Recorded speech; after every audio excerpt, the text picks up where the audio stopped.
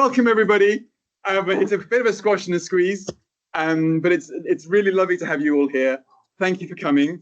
We are delighted that you brought the weather with you.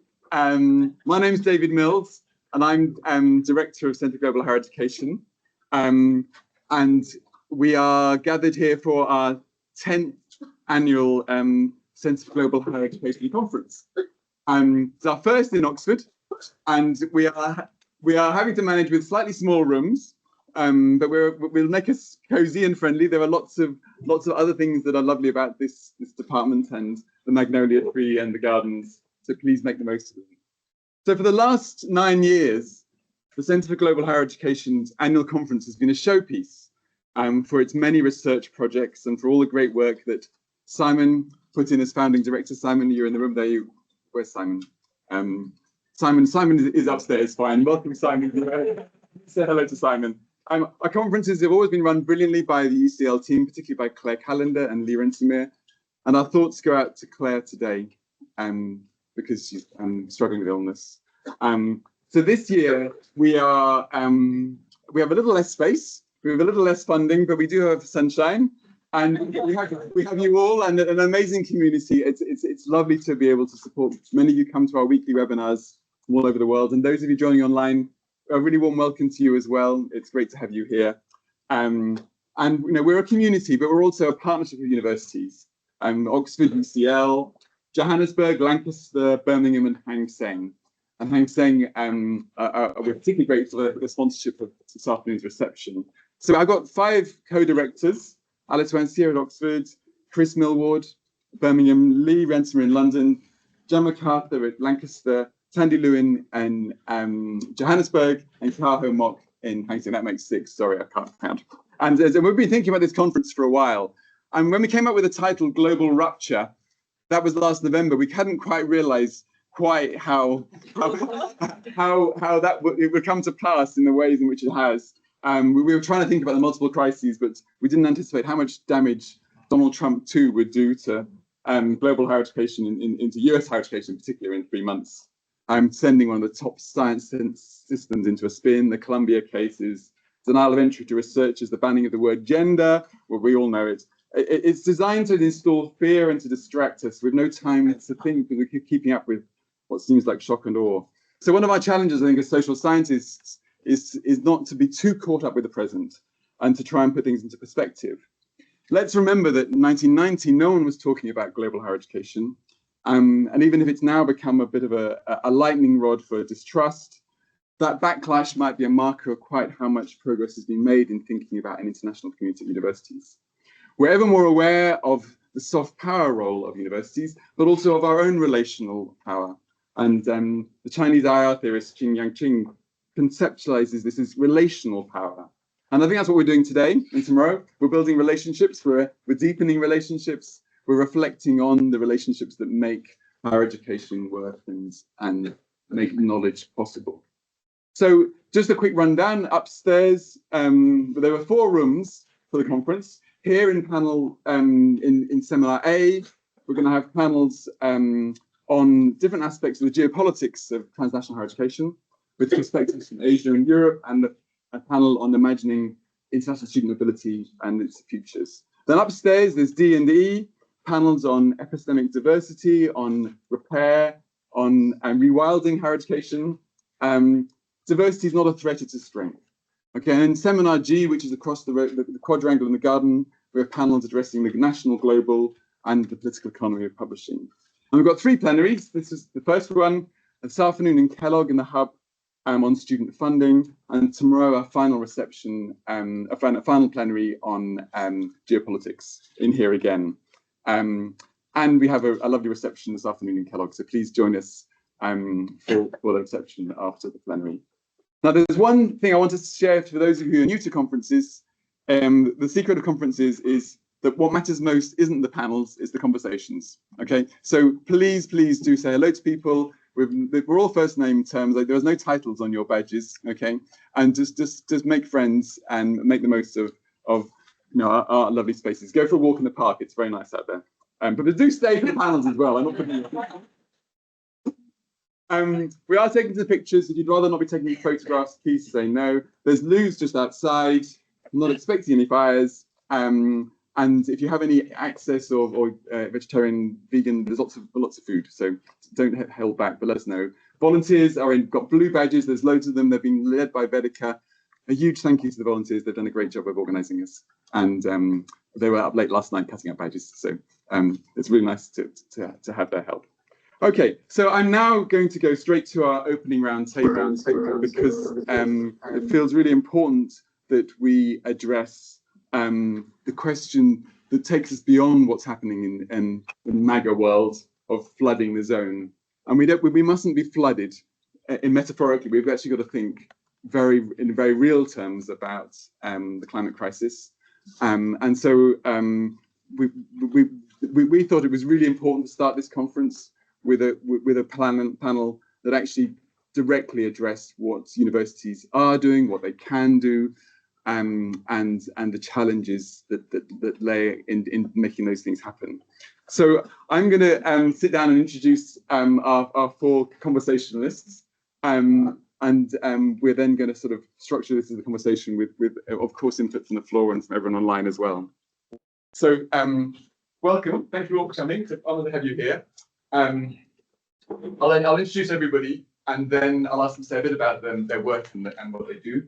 I'll start with Steve from Cambridge. We're always in awe of Cambridge, and he's Director of Strategy at Cambridge Zero.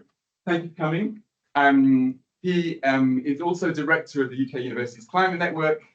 Recently, no longer. No, I'm the head of the international. Oh, sorry. Yeah. Okay. So you actually, I did have a list of things that you directed. It was quite long. So one of them, you've been a network of networks. You are the higher education lead. You were the second lead, the higher education lead of the UN Climate Champions.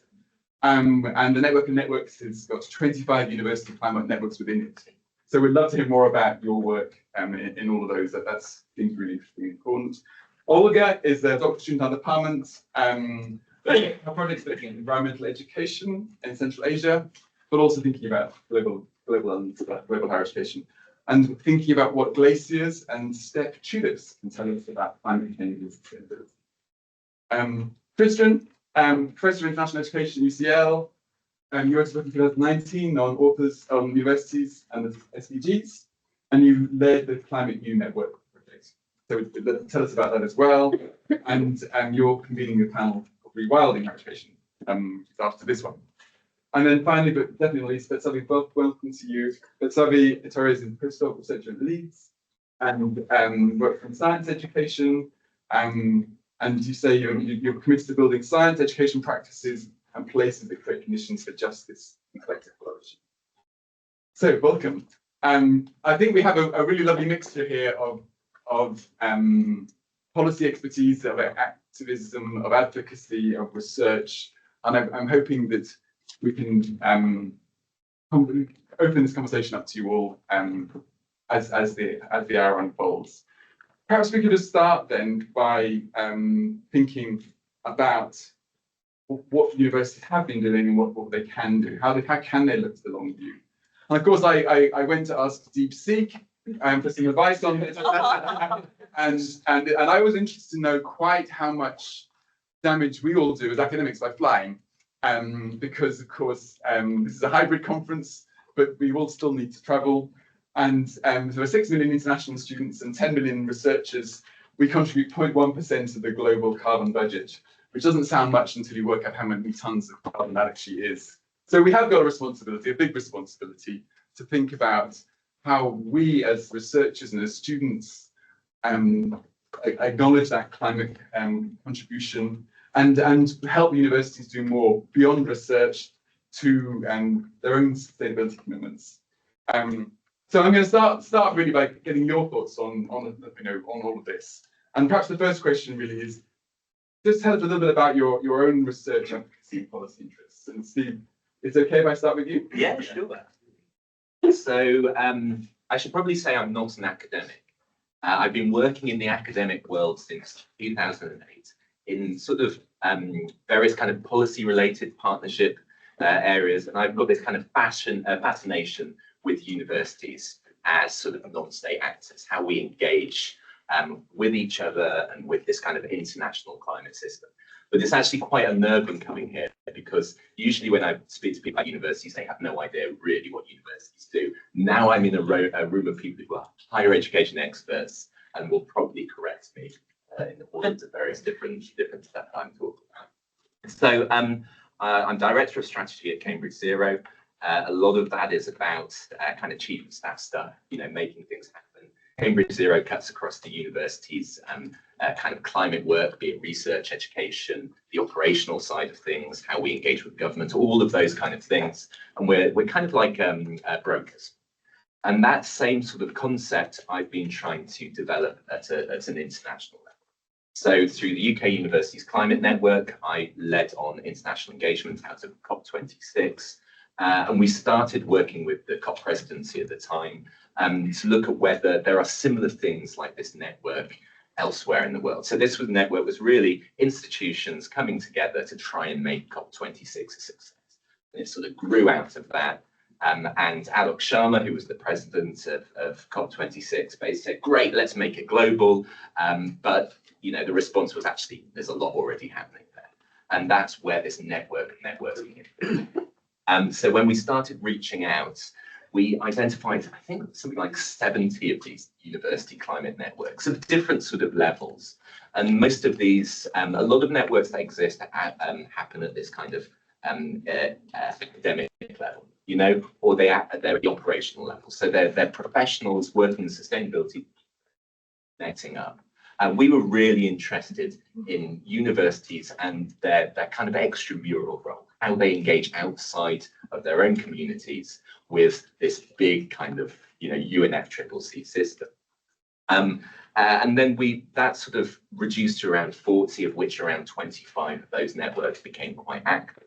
And what we realized quite quickly is, if you look at the whole UNFCCC system, which is all about, parties and governments negotiating with each other, there's this bit, which is the non-state actor agenda or non-party stakeholder agenda, which is kind of part of that. But it's universities and other non-state actors, they don't have a kind of requirement within the UNFCCC system to reduce their own emissions, because they're not parties, they're not part of the negotiations, but they are mentioned as important stakeholders. So there's this entire conversation that's taking place. And what we realize is universities weren't really that closely engaged with that. So some of the other stakeholders, business, cities in particular, they were very well organized. There was a lot of funding bringing them together. Universities, there were attempts to this, but it was quite sporadic. So that kind of led to my engagement with the UN Climate Champions team, which leads in that whole process. And I ended up leading on the higher education part of that. And I did that for about a year. But if I'm entirely honest, I'm not sure I made a huge amount of impact. I mean, I raised the profile of universities. I said that we were very important, but it was really hard for them to understand what the university actually is all about, what we mean when we talk about institutions. Often there was this feeling that we're kind of basically free consultancy. That was one of the elements, we have a problem, please solve it. We don't have any money, but that's okay. So that was one of the issues we had. The other issue we had is most of the focus of these discussions is around emission reduction. So it's you as an organization reducing your own emissions. And that's, as you were indicating, we have a responsibility there. That's not all we do. We have these huge convening power. We have this incredible sort of research capability, and we have this leadership voice. But because we didn't neatly fit into this, it was very hard to work out how we actually sort of facilitate that. But also, and I suppose this is the bit that really fascinates me, is what actually is our responsibility in this? How far can we actually push this as universities in speaking out? So it's kind of that whole issue around, the autonomy of institutions, how neutral we should be, and whether actually when you're looking at something like climate change, which is this massive existential problem, actually the rules are slightly different. That actually the scale of this issue means that if we don't do something, then are we, bearing in mind we have the knowledge and the expertise, are we kind of neglecting our role to society? And so, you know, this is what I've been in this kind of interface of how we can get universities to use their voice, you know, more actively to kind of engage with this this sort of political problem. I went all over the place. No, but, you know, that's brilliant. And I think that's the big challenge for us. It's what more can we do? It's not just about not flying, it's about really using that power. Yeah, really interesting. Well, let's come back to that and hold on to your questions and thoughts, because I think there's a lot there. And obviously, Steve will talk much more about the nitty-gritty of, I guess, of those non-state roles and actors. Should we start? Okay, Olga, next. You want to talk a bit about your work? Sure. I'll be brief. I had a shorter career, I think, but I started my PhD. I'm a part-time student, so I've been in the department for a while. From thinking about epistemic injustice in internationalizing higher education, and that's why, for me, the concept of epistemic repair is quite important when we think about the sustainability of higher education. So I think about sustainability across social, economic, and environmental dimensions. So, yeah, I think universities are quite unsustainable on all three dimensions for the moment. So yes, and then in my latest work, I published a paper on environmental growth and what we can learn from the knowledges from the Global South and Malaysia and Kazakhstan about sustainability. And I think if you actually learn from the Global South context, you can see that there are so many cultures around the world that conceptualize sustainability differently, that have lived sustainably for a long time.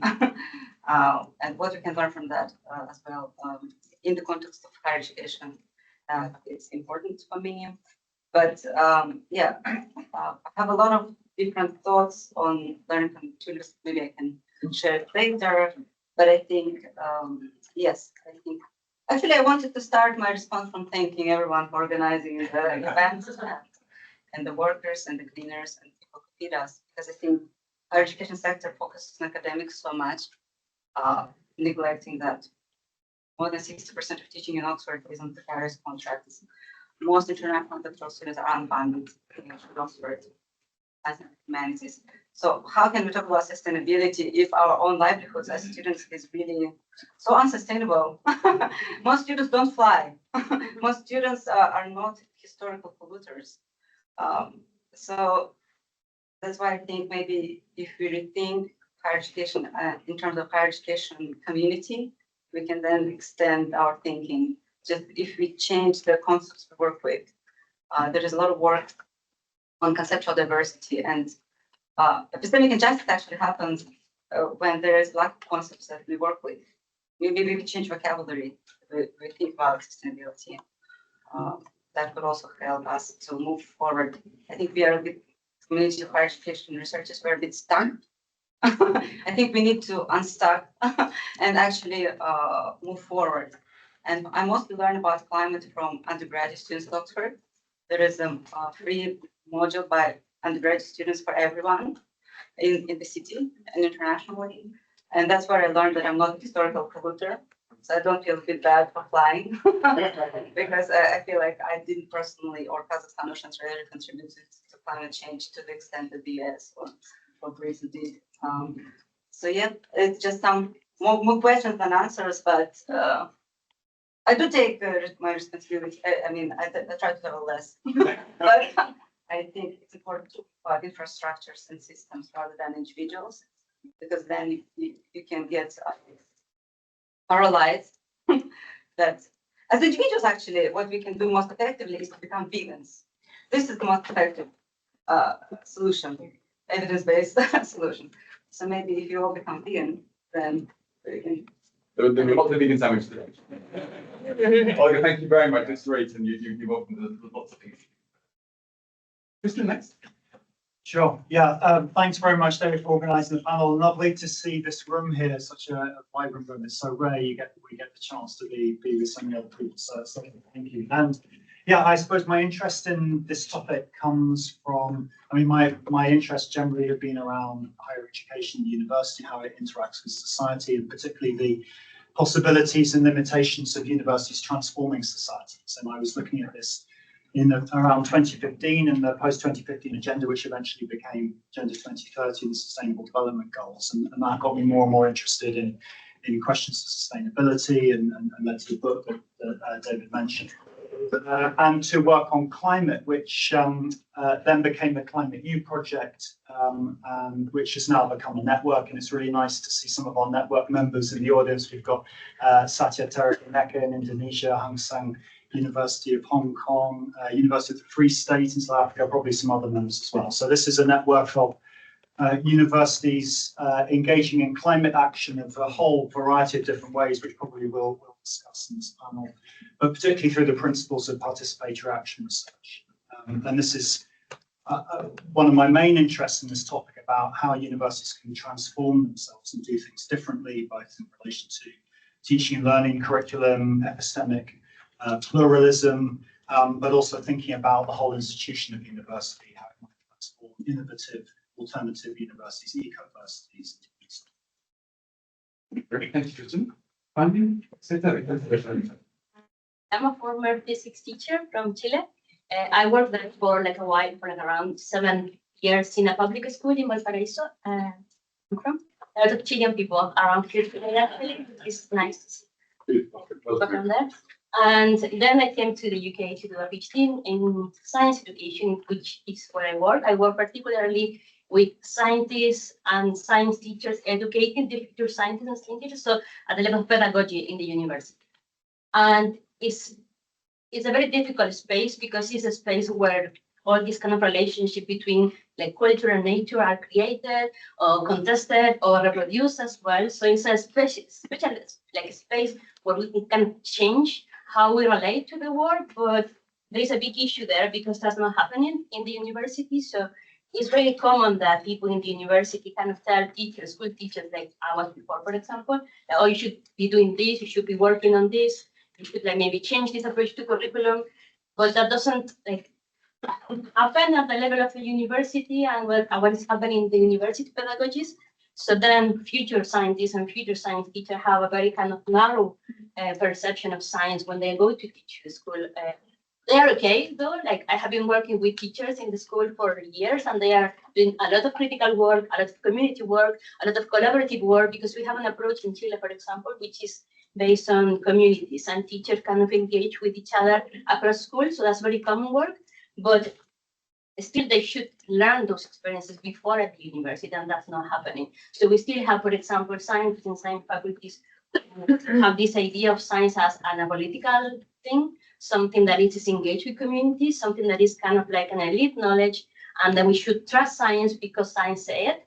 And that's a very dangerous narrative today because like trust is something that you should be building, not something that you should kind of like give because of I'm saying because I'm the scientist. That's what we are having today, for example, in the US and a lot of other places. And this is important at the level of teaching like science, because we have today, for example, fossil fuel companies creating science curriculum for free in some cases. What some people call petropedagogies, for example. So teachers should be able to understand, okay, this is like reproducing this kind of narrative, so maybe I should kind of move away from that.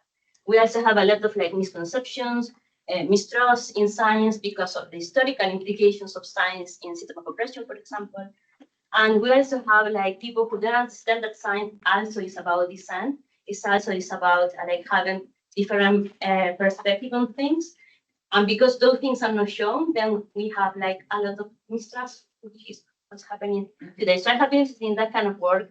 I have been working with people from a lot of countries in kind of mapping critical pedagogies of science to kind of spread up that kind of pedagogical work to go back to the university and say, look, this is actually happening. It's very difficult because people still in science faculty say like, oh, that's not science, or like, you are not a scientist actually, and why you are doing here. Well, actually, I was saying as a physicist, I physics in engineering faculties, but it's still because I engage with other kind of question, it's very difficult to have dialogue sometimes. And I'm now going to do a project on kind of mapping how scientists engage with climate justice questions and how they engage that into the research agendas, into the pedagogies as well. That it's not just what's happening in the classroom, but also what's happening in the campus, in what they write, in how they behave, who they are. So that's what I have been working on. Really interesting, really interesting. I think the pedagogy question is such an important one. So I gave the panelists a sort of starter question, which was, are universities doing enough to address the climate crisis? And I think probably the obvious answer is, I imagine you're all going to say no. But do you want to say a bit more about what should be the priorities then? You've obviously all got different perspectives on that. What if you're going to do more? Where should the policy priority be? Perhaps let's start with the policy priority, and then see if you could sort of go at that level. Is it about changing national conversations? Is it about universities organising themselves?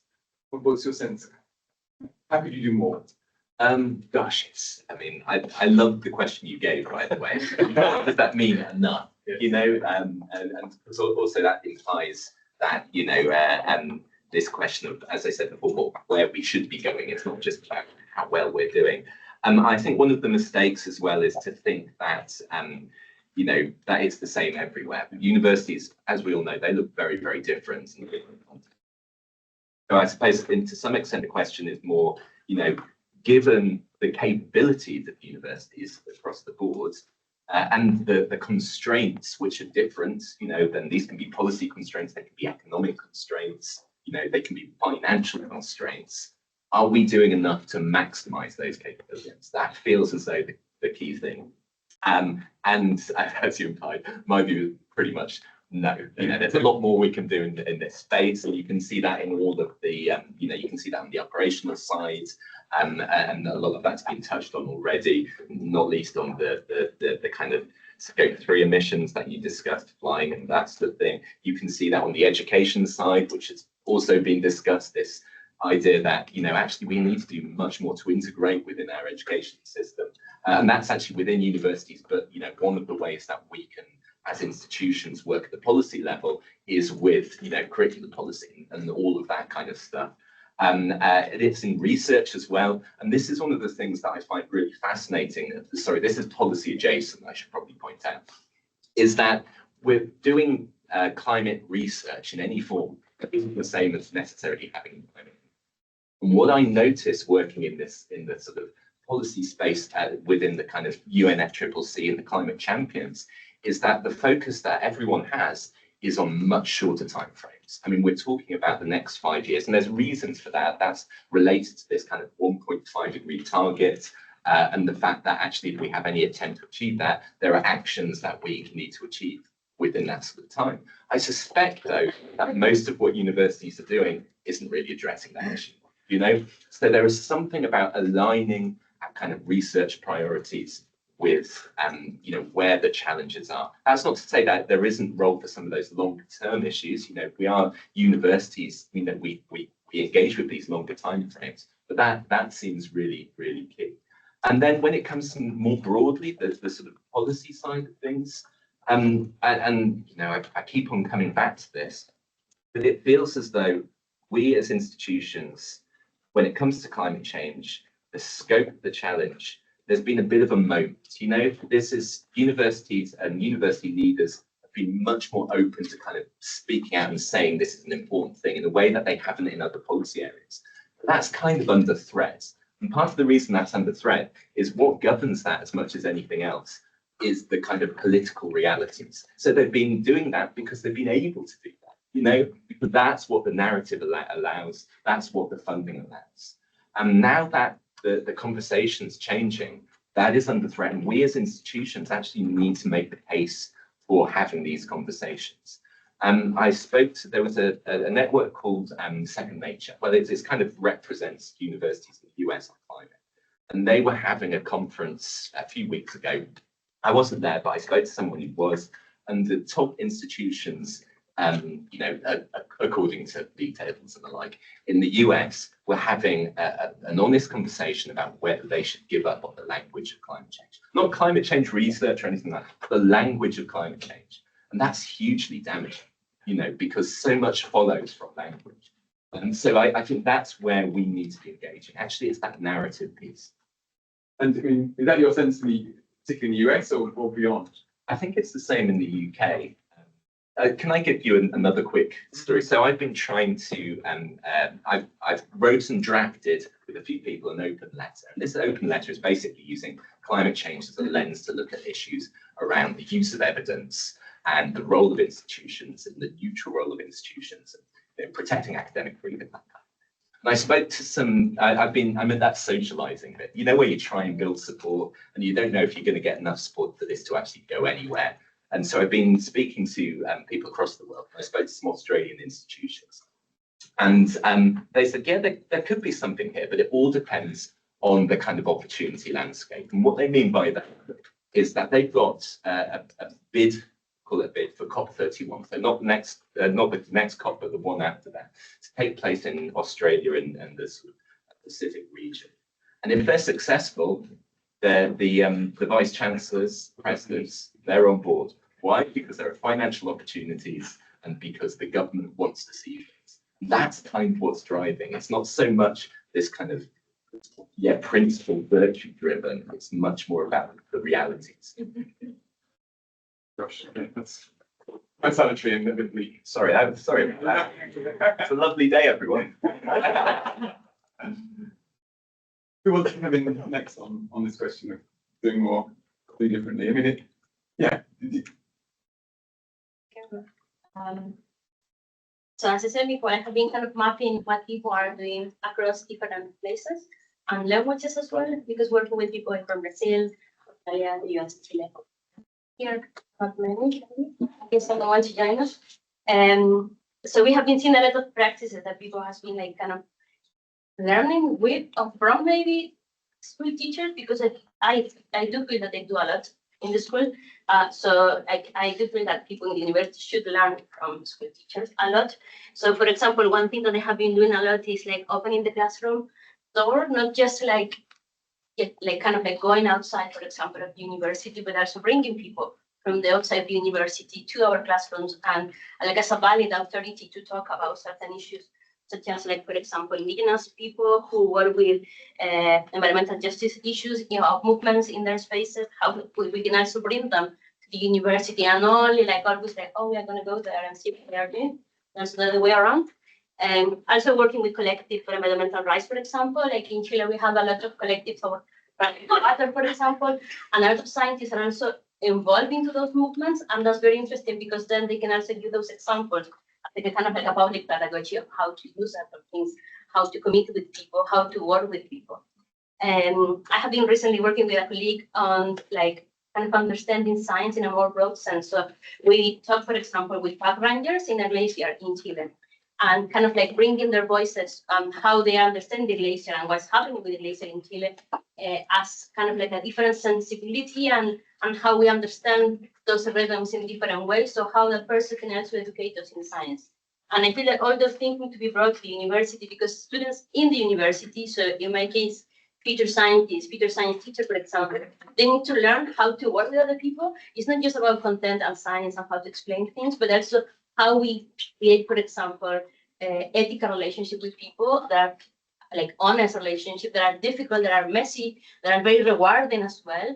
When you work in epistemic as well, and if they're also epistemically just as well, how can we do that kind of work at the university? So that's in one line. I also think that people could be doing more of like kind of aligning the research priorities with communities' needs, so not just like with their own needs, not just needs that are inside the university, but with people from the outside, but also with, for example, with the students, with communities. We have a lot of like public forum in universities at the moment, like what better moment to talk with the students, for example, when they were having the incumbents, they had like open spaces there and we have been talking to them and seeing, okay, what can we do together, for example?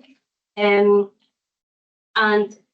I think that it has to do with like kind of making all the political discussions more pedagogical and including them in our pedagogies. Pedagogy understood as not just how we teach, but also how we engage, how we speak, what we are talking about, what are priorities, all the kind of things, and that they are driven by ecological dimension, transdisciplinarity as well. So not just like within the disciplines, but starting with the problem instead of the discipline, like what's more important. And also transnational approaches, so working across countries, because this is a global problem. It's not just something that is happening here in the future and maybe in Chile at the moment, like it doesn't work like that. So we should be working across universities, collaborating with colleagues. It's much more easier for people at university to do that kind of work than people in school, for example. So, and there are people doing that kind of work at the moment, but that needs to be amplified a little bit more, and particularly like scientists being less about competition and more about like solidarity. I was reading yesterday a statement like written by professors in the US, and it was terrible to hear that, because they were saying the reason why they were like calling people to stand for science was they said like, oh, our country has been the beacon of like science, and if we don't do this, and it was basically something like that, like other nations are going to have a healthier population, other nations are going to be better than us. Is that your reason? Like, that already didn't work, so why are you doing that logic of competition in science? It's not going to work. So we need to change how we understand the disciplines as well, how they present to society, and how they work in collaborations. Good, thank you. So it seems to me that we've got different timescales going on here, because some of this is about the long-term education of our scientists, of our students, but also what students just, but also how we can make universities work much more with other knowledge forms and communities. And then Steve, you presented a much more sort of, it's the next 5 years, sort of, so we have these, so we always have to work on different timescales. Tristan, do you mean your climate, you did a bit of both? Is that fair to say? Yeah, I mean, I think it might be helpful to unpack a little bit, you know, what can a university do and what are the different things? And I think, you know, you've got the very direct impacts that a university has as a community, a town, you know, some of them are cities, really. I mean, your actual carbon emission, greenhouse gas emissions, carbon dioxide and others, you know, scope 1, 2, and 3 that Steve already mentioned, and in some cases perhaps carbon capture. And those are the ones that are easiest to measure. And I think, you know, so to be fair on the sector, universities are doing something. I think there has been change, and particularly in relation to reporting and in some cases cutting, there has been some action, although always limited by what Bill Gates calls the green premium, because some of these things are cheaper, you know, saving energy is cheaper, but some things are more expensive depending on where you're sourcing your procurement and so forth. So the financial constraints there are quite significant in what universities can do. But probably more important than the direct impacts are the indirect. And this is the really complex area that's much harder to measure and to gauge and even to document qualitatively, are all of the indirect impacts, thinking that climate change is anthropogenic. It's rooted in the human being, in ourselves, in our societies, the structures that we've created. And universities are heavily implicated in that historically and in current ways in terms of forming the people in our societies and structures. And so all of the other aspects are heavily involved in that, teaching, learning, curriculum, obviously, and research. And I think universities haven't been the only producers of research on climate, but they've been very important ones. And I think that's an area we can point to where they've had an absolutely fundamental role historically, and in some cases very courageously, you know, in the face of a lot of opposition. I think if there are two areas that I think where universities can do, can particularly focus their attentions, and I think there's the most to do. I think one is around the curriculum. I think the efforts have been pretty weak so far that I've seen in universities in all parts. And certainly a survey that we did with undergraduate students in many countries, you know, showed very clearly that students want to engage more in their curriculum. Not that that's the only source of learning. In fact, you know, in the survey that we did, it was actually the third most important source of learning, even for undergraduate students, after social media and friendship groups. But even so, you know, students are calling for more content in the curriculum. But it's not just about introducing a module. It's about a deeper transformation of the curriculum, thinking about how it's structured, the knowledge traditions that are used, engaging with Indigenous knowledge and pluralist perspective. And then the other one is around community engagement. I think universities are still, we have some excellent examples of this actually in the Climate View Network. Brazil, Tanzania, many other countries with really innovative work of co-production, new kinds of relationships forged with communities. I think this is an area in which most universities can significantly enhance their work. But I think just to finish off with, I think it's important to interrogate what we mean by universities here. And there's an assumption that a few universities can save us. And I think, of course, some universities can make breakthroughs and do things which benefit.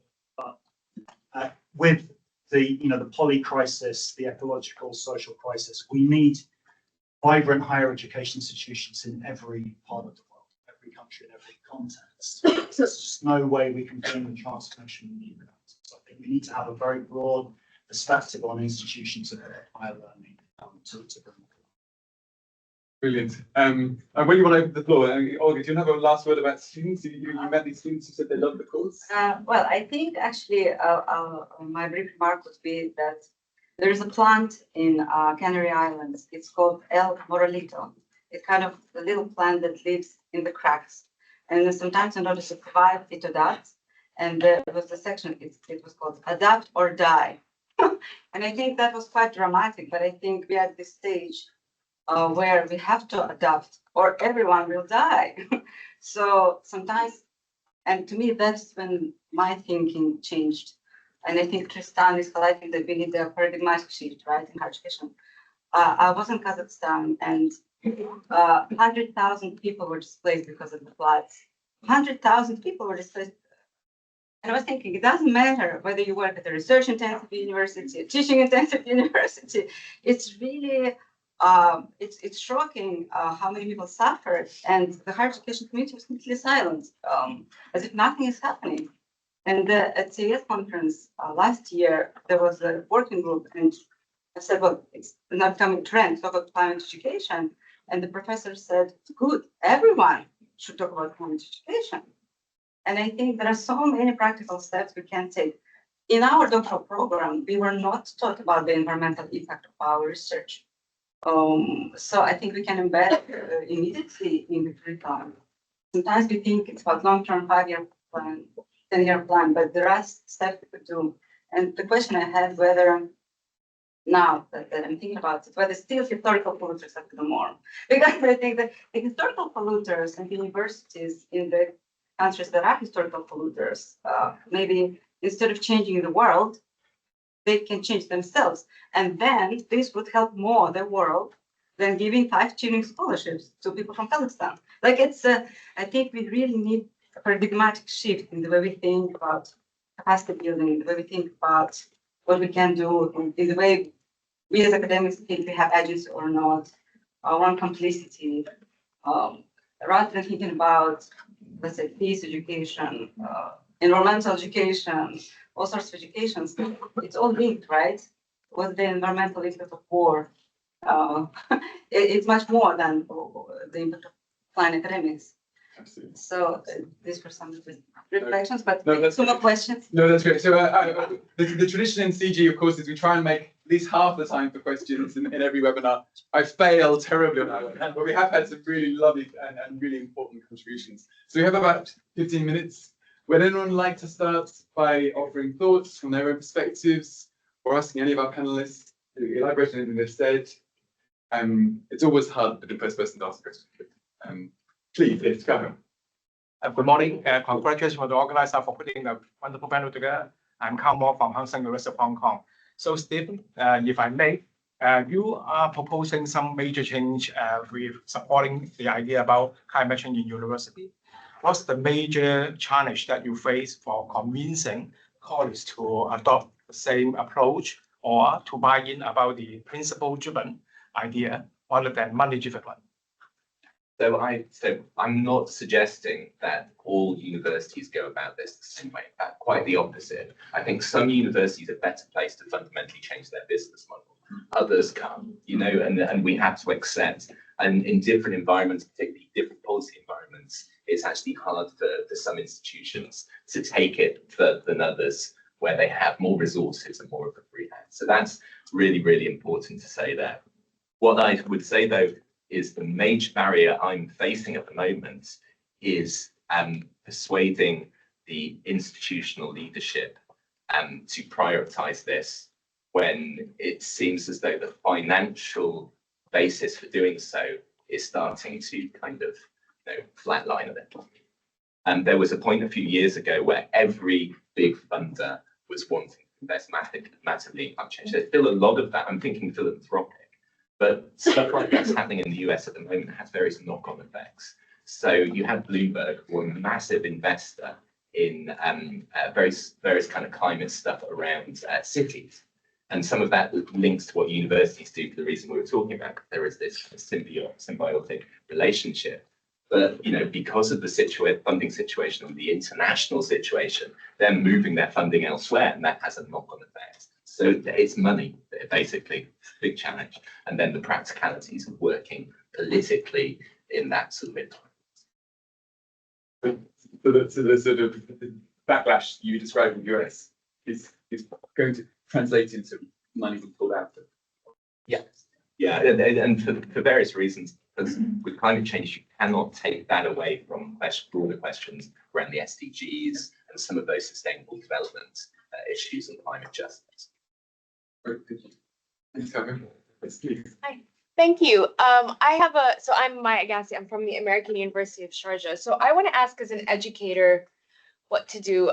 So beyond incorporating climate awareness into my classes, and so I teach literature and academic writing. So I often do the theme of the environment in the writing class, and so the students do the research and so on.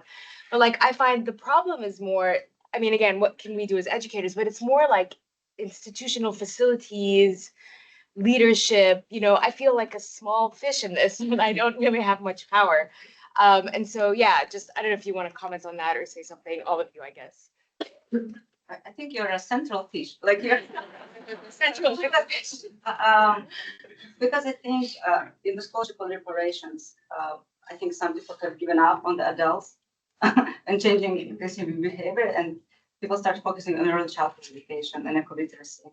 So maybe that would be an intervention. Maybe also activism or other forms of pedagogy. And would it help if your leadership were much more strongly committed to this? I think so.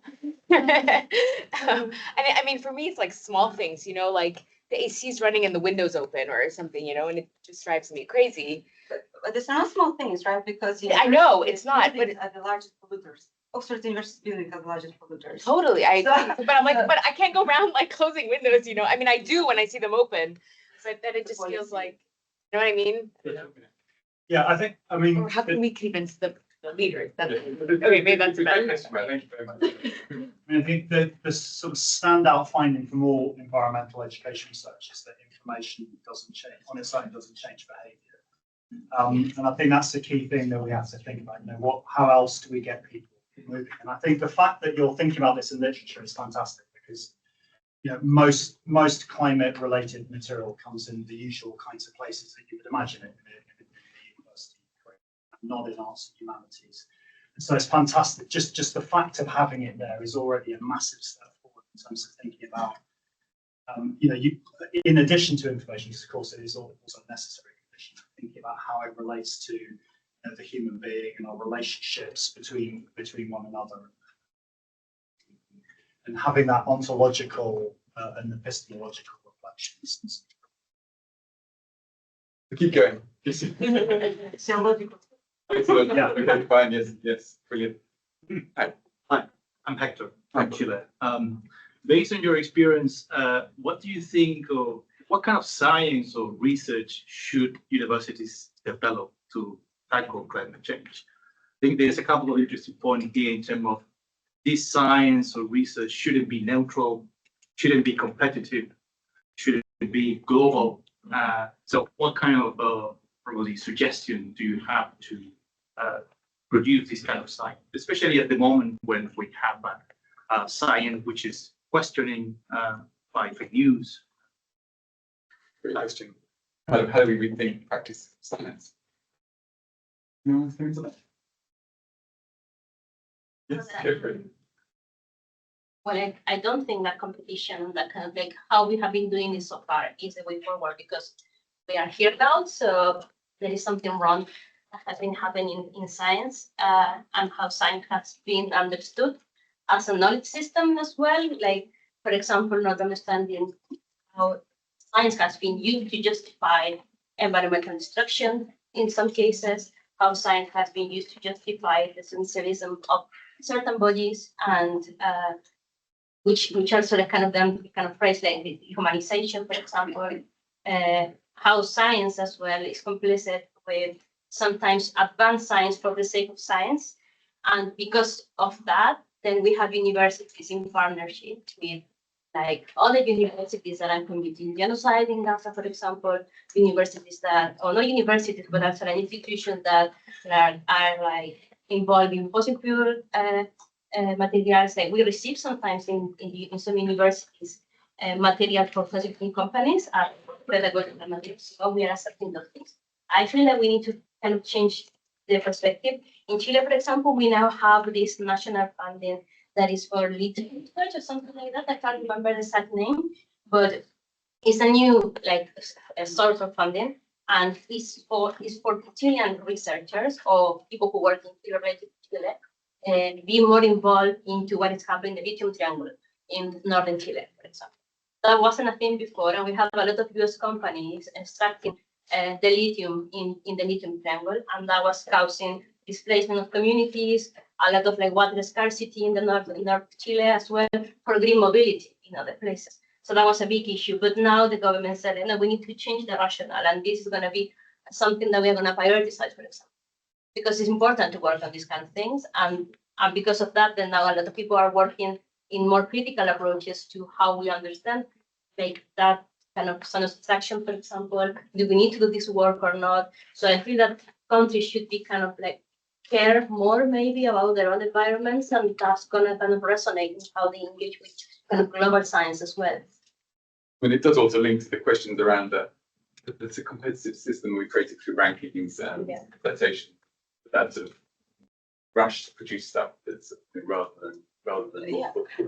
And a few weeks ago, we hosted Professor Taldegoff here in the Department of Education in Oxford. She wrote a book on the origins of the climate crisis and the Columbus and the colonialism. She links climate crisis to the colonization, and what role universities play in science in causing the climate crisis, actually, especially once again historical polluters. But it's a good question. Catherine McKittrick talks about disciplines and bio. What is science? Cosmology matters. This myth of modernity and modernization. Vanessa Machado writes about hospice in modernity. I think we have to hold the modern universe together with that, in a way that we have to gently let it go and transform it, as Sharon says, into a log, from a Eiffel Tower to a Pisa Tower to a log that can then maybe regenerate itself, through degrading in the soil, and the 6 inches are the most important ones, and then something you can grow, and the new science as well, with new knowledges that have always been here. It's not about returning to the imagined past, but rather trying to think about the time differently and science. To me, but the reputation of being a radical scholar, maybe there is. Stephen, what's your perspective on scientists within this conversation? What I'm conscious of is that, when I come into an academic context, I don't know if I mean the same thing by science, So what I am conscious of is that when we look at technology, which I know is a very specific part of this, most of it's out there that we need. I think 80% of the technology needed to hit the sort of 2050 targets is in the commercial space. Now, that doesn't mean the green premium is on our side, so that's actually where a lot of the attention needs to be. But if you look at where the barriers are, they're in the kind of political economy space, and that's where I think a lot of the research and focus actually needs to be. Because we can talk about it's interesting when I hear issues around consciousness, because I completely agree in terms of the the historic polluters. But if you turn around to Trump and say you own me, what difference is that going to do? You know what I mean? There are realistic power relationships here, so we need to find ways of managing those kind of power relationships in order to get to the point we need to be. So it's very much climate realpolitik. Yeah. We have time for one last question.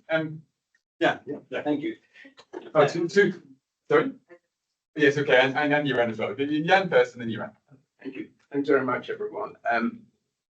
If addressing climate crisis is a public mission of universities, where is in the world currently a sustainable financial model for supporting universities to do so? So this question is more for those of you who have that comparative perspective.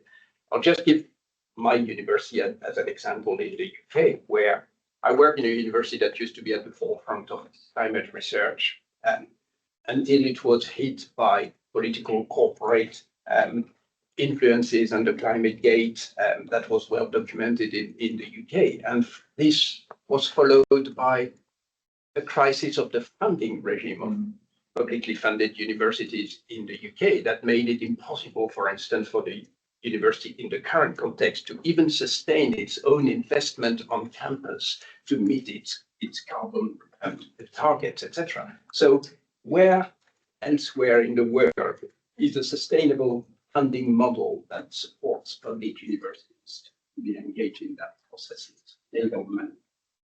That's silly, but anyway, Someone who works in the government, so maybe. Still working.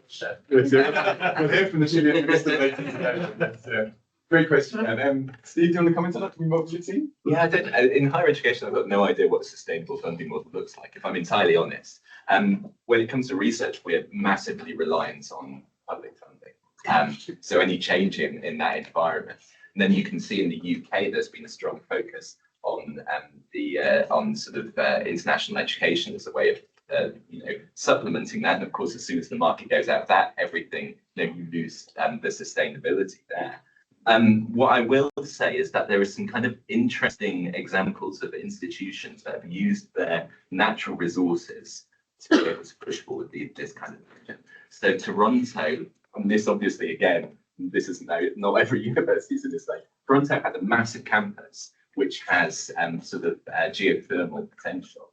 And so what it's doing is it's becoming a net exporter of energy, which is a fascinating thing if you think about it, because then the question is this a power station with a university attached, or is it a university that's producing energy on the sidelines? And that's going to the local community. So you can see how it's using those. That's kind of a one-off. I couldn't think of many. I think there's another Kenyan institution that's doing something like that. But it does require those kind of creative solutions, and it's very hard to do these things at scale as well. So my answer, I don't know. Isn't Cambridge burying a heat exchanger in the river to try and power the Oh gosh, there's all sorts of things, but we're the Cambridge is lucky because it has such a diverse income, and it's the same as Oxford. But even with us, these changes in terms of the higher education market means that we go from sort of an even keel to a deficit, and that means you end up plugging into your endowment income, which means you don't have that on an ongoing basis. So these are very, very sort of fragile financial ecosystems, and I think we're really realizing it. I think climate change is one of those things that's suffering as a result. So tuning back again this afternoon for the answers on the sustainability of the student funding model. That's a real comment. You have a very last quick question, if you can. You have 1 minute, if that's okay.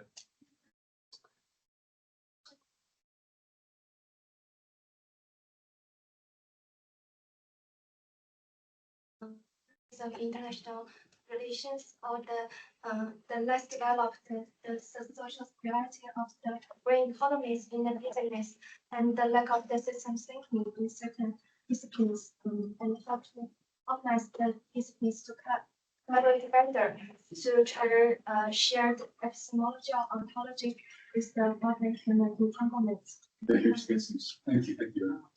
A brief answer. Yeah. If I may. I think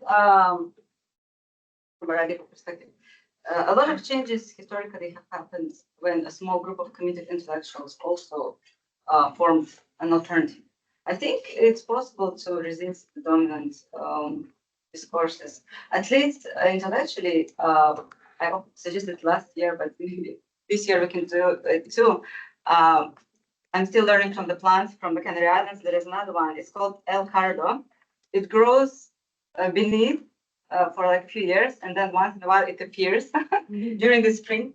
I thought maybe we as higher education researchers can also develop a new fundamental model by taking a break for a year, and then just try to, brainstorm some new ideas instead of publishing so many papers that sometimes we also don't have time to read. Like they are fantastic papers, but it's a partly humorous response, but partly serious in a way that I think it's difficult, but it's possible to add all these degrees. Yeah, but Good, thank you. I think, yes, you're good, Betzabe. I think that there are a lot of people doing like kind of interdisciplinary and transdisciplinary work, and that's really question me for the literature. Like I have a colleague in India, she has been making students in biology like health professions, like writing their tales and kind of like reflecting on environmental hazards in different places in India, for example. It has been a struggle for them because in biology you don't write too much. But she has been working with the people in the humanities. How can we do this? And that's like a course that kind of goes over different kind of degrees, so kind of breaking those boundaries. But you also have some work related to that, Olga. So maybe you can share a little bit about your paper where you, for example, kind of use this different notion of sustainability across languages, for example. How they also say something. Maybe you can share. join our panel tomorrow. Yes. Yes, Yes. I think it's important, yeah. But we'll have a whole panel on alternative epistemology and statistics. I'm really aware that it's been a really intense hour. Thank you all very much for some great thoughts, for a range of perspectives. Please do approach our speakers and follow up. They'll be doing panels later today. Obviously, Steve's around today, and I'm sure we can ask all about work.